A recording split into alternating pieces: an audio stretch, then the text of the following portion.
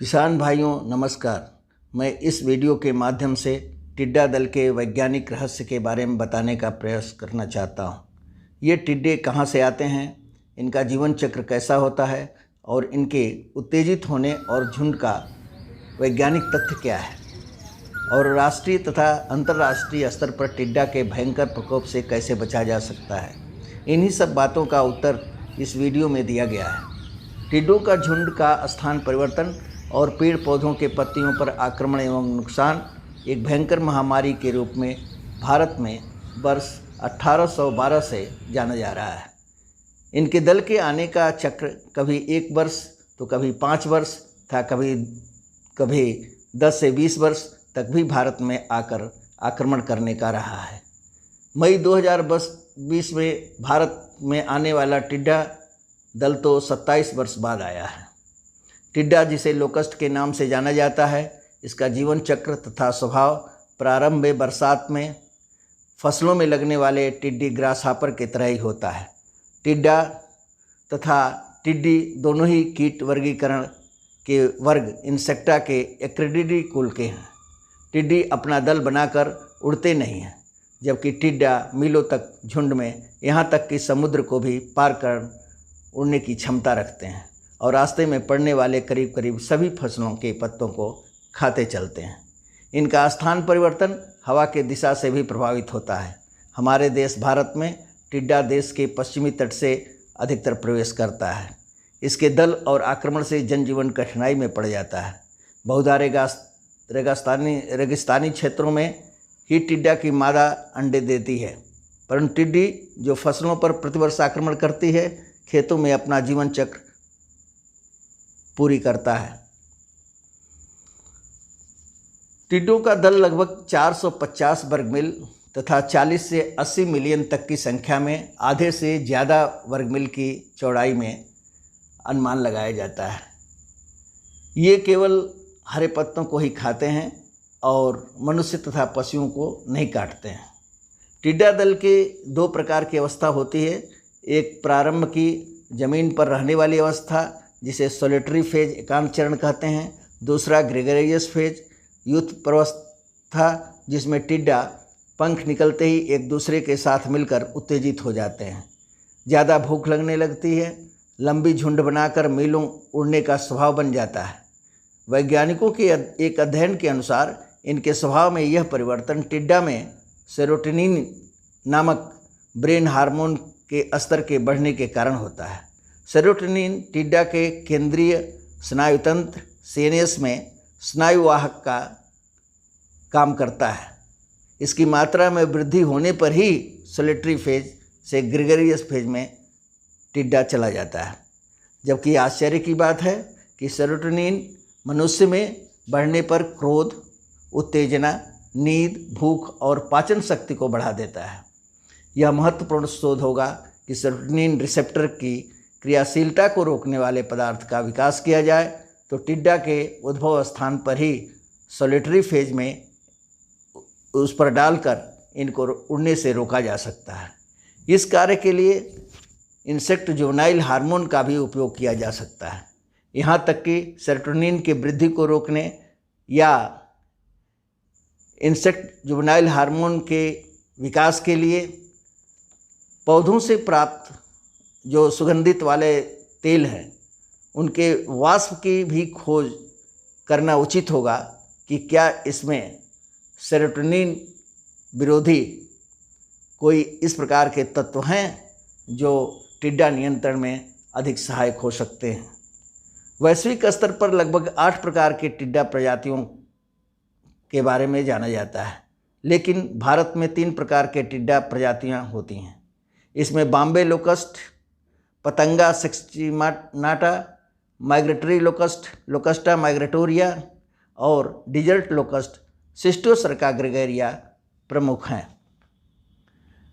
Bombay locust और migratory locust हमारे देश भारत में ही रहकर सोलिटरी फेज एकांत चरण में अपना जीवन चक्र मौसमी फसलों जैसे घास कुल के ज्वार, बाजरा, मक्का, दूसरे मिलेट्स पर वातावरण के अनुकूल होने पर आक्रमण करते रहते हैं।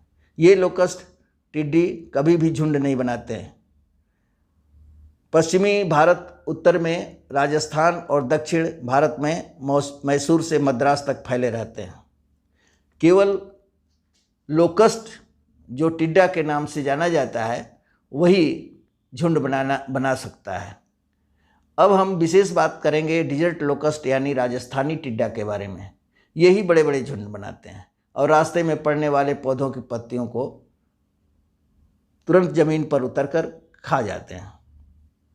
इनका आक्रमण इतना कम समय में होता है कि नियंत्रण के सभी उपाय करीब करीब अनुपयोगी होते दिखाई देते हैं। सिस्टोसर्का ग्रेगरिया की प्रजाति पूर्वी पश्चिमी अफ्रीका, अरब देशों,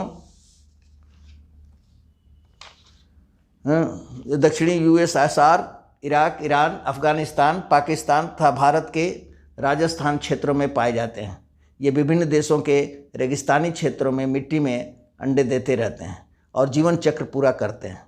प्रारंभ में सोलिटेरियस फेज एकांत चरण में हरा रंग के होते हैं, परंतु जैसे ही सेरोटोनिन हार्मोन स्नायु तंत्र वाहक की मात्रा इनमें बढ़ती है, ये ग्रेगरियस यूथ प्रावस्था फेज में चले जाते हैं, जिसमें प्रथम 2 अवस्था में काला और आगे हरा पीला रंग, पुनः इनका शरीर पीला काला हो जाता है, जिससे ये पास होकर अपना स्वभाव बदल लेते हैं और दल बनाकर लंबी दूरी की यात्रा करने में सक्षम हो जाते हैं। बहुधा टिड्डा दल का झुंड वर्ष में 2 बार क्रियाशील होता है, पहला जनवरी फरवरी विंटर स्प्रिंग में और दूसरा मई जून में। भारत में मई 2020 में आने वाला टिड्डा ग्रीष्म मानसून वाला दल होता है। जिन टिड्डों का दल शुष्क एवं पतझड़ के समय में मिडिल ईस्ट और बलूचिस्तान में पैदा होते हैं, प्रायः वहाँ से पूरब के तरफ चलकर पाकिस्तान होते हुए भारत में पश्चिम के तरफ से ग्रीष्म ऋतु में आते हैं। ये टिड्डे जब ज़मीन पर उतरते हैं तो हरे पत्तों को खाते हैं और मिट्टी में छेद बनाकर अंडे दे देते हैं। कभी कभी जाड़े तक भी अपना जीवन चक्र पूरा करते हैं। ये सोलिटरी फेज में भी लंबे समय तक रह लेते हैं। यह नहीं पता कि मैदानी क्षेत्रों में उतरकर अंडे देने के बाद से ये ग्रेगरियस फेज वाले टिड्डों से अगली जनरेशन वाला एकांत चरण का टिड्डा पुनः ग्रेगरियस फेज में क्यों नहीं जाता, यह एक शोध का विषय है। मादा टिड्डा नम मिट्टी में 3 से 6 इंच तक की गहराई में छेद अपने शरीर के पिछले भाग ओविपाजिटर से बनाकर 40 से 120 के क्लस्टर में अंडे देती है और उसके ऊपर एक विशेष द्रव इनके ऊपर छोड़ देती है और इसके हवा में आने पर यह तुरंत एक सख्त पदार्थ में परिवर्तित हो जाता है। इसी कारण से इसके प्रबंधन करने में खेत की जुताई और पानी लगाने की सलाह दी जाती है कि इन अंडों को शीघ्र नष्ट किया जा सके। नवजात टिड्डे 2-3 सप्ताह के अंदर ग्रीष्म में या 3-4 सप्ताह में पतझड़ ऋतु में इन अंडों से निकल आते हैं। जैसे जैसे नवजात टिड्डे बड़े होते हैं, प्रत्येक 6-7 दिन बाद इनके शरीर की ऊपरी चमड़े की झिल्ली पूरे शरीर से निकल जाती है, जिसे मोल्टिंग कहते हैं, और नवजात के जन्म से पहले मोल्टिंग के बीच की अवधि को इंस्टार कहते हैं। कुल 5 इंस्टार के बाद टिड्डे में पंख निकलने लगता है और तरह तरह के रंगों के बाद पीले काले रंग का टिड्डा 4 से 5 सप्ताह में बन जाता है। इस प्रौढ़ के बन जाने के बाद इनकी क्रियाशीलता बढ़ जाती है। इसी समय टिड्डे में सेरोटोनिन नाम का ब्रेन हार्मोन की मात्रा बढ़ जाती है। टिड्डा अंतर्राष्ट्रीय हानिकारक कीट और महामारी के रूप में जाना जाता है। इसके प्रबंधन की जिम्मेदारी 1951 से विश्व खाद्य एवं कृषि संगठन ने लिया हुआ है और यह समन्वित प्रयास से कई देशों को मिला करके तरह तरह के उपाय की खोज करते रहते हैं। भारत में इसके लिए राजस्थान, पंजाब और गुजरात में जिले स्तर पर भी विशेष दल बनाए गए हैं। जोधपुर में इसका मुख्यालय है। यहाँ से पूर्वानुमान और नियंत्रण का प्रबंधन किया जाता है। राज्यों के प्रत्येक जिलों में पौध रक्षा अधिकारी के ऊपर टिड्डा नियंत्रण का भार होता है। और उन्हीं से किसानों के लिए सुझाव मिलते रहते हैं। टिड्डा दल के सोलिटरी फेज एकांत चरण में ही उपचार करना लाभदायक होता है। यहीं पर कीटनाशक का प्रयोग या एंटी सेरोटोनिन तत्वों का उपयोग या इंसेक्ट जुवेनाइल हार्मोन का किया जाए तो अच्छा नियंत्रण हो जाता है। लेकिन इनके झुंड बनाकर खेतों में उतरने पर धूल वाले या पानी में घुलने वाले कीटनाशकों का छिड़काव करना प्रभावी होता है। यदि संभव हो तो हेलीकॉप्टर या ड्रोन द्वारा अल्ट्रा लो वॉल्यूम कीटनाशकों का छिड़काव टिड्डों के झुंड पर करना चाहिए। कुछ देशों में किसान टिड्डों को पकड़कर मुर्गी चारा बनाने वालों को बेच रहे हैं, क्योंकि टिड्डा में प्रोटीन की मात्रा बहुत ज़्यादा होती है।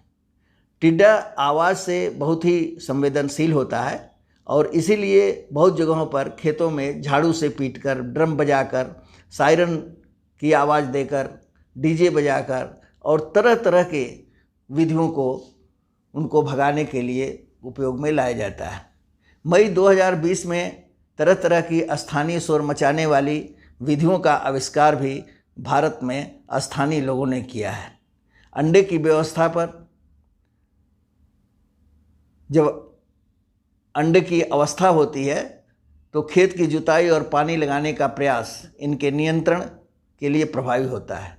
क्लोरीनेटेड हाइड्रोकार्बन श्रेणी के कीटनाशकों का छिड़काव तथा 2 फीट गुणे 1 फीट का गड्ढों में कीटनाशक डालकर उसी तरफ टिड्डों को ले जाना उचित उपचार की एक विधि है। हरे भरे फसल लगे खेतों को टिड्डा दल से बचाने के लिए क्लोरोपाइरीफास 20 EC या लैंडासाइलोहेलोथ्रीन 5% EC कीटनाशक रसायन के छिड़काव से इनको नियंत्रित करने का प्रयास उचित होता है। अल्ट्रा लो वॉल्यूम स्प्रेयर की यदि व्यवस्था हो तो 95% EC मैलाथियान का ड्रोन या हेलीकॉप्टर या स्प्रे मशीन से छिड़काव किया जाना बहुत ही लाभदायक होता है। टिड्डा दल के आक्रमण होने की आशंका होने पर शीघ्रातिशीघ्र क्षेत्रीय केंद्रीय एकीकृत नाशीजीवी प्रबंधन केंद्रों को, जो लगभग सभी राज्यों में हैं, और टिड्डा नियंत्रण संगठन फरीदाबाद भारत में जो है उसको सूचित करना आवश्यक होता है, जिससे प्रशिक्षित स्टाफ और समुचित यंत्रों की व्यवस्था शीघ्र से शीघ्र हो सके। कुछ विशेषज्ञों का यह मानना है कि औषधीय एवं सुगंधित कुल एवं नीम कुल के पौधों पर टिड्डा दल नुकसान नहीं करता, तो इसके ऊपर एक बहुत अच्छी विस्तृत परियोजना बनाकर एक नया शोध की दिशा तय की जा सकती है। यदि आपको यह वीडियो अच्छा लगा हो तो आप इसको सब्सक्राइब करें, शेयर करें और लाइक करें, जिससे हम भविष्य में आपको तरह तरह के जानकारी से भरपूर खेती बाड़ी से संबंधित, खेती बिजनेस से संबंधित आपको जो है वीडियो बनाकर देते रहें। धन्यवाद।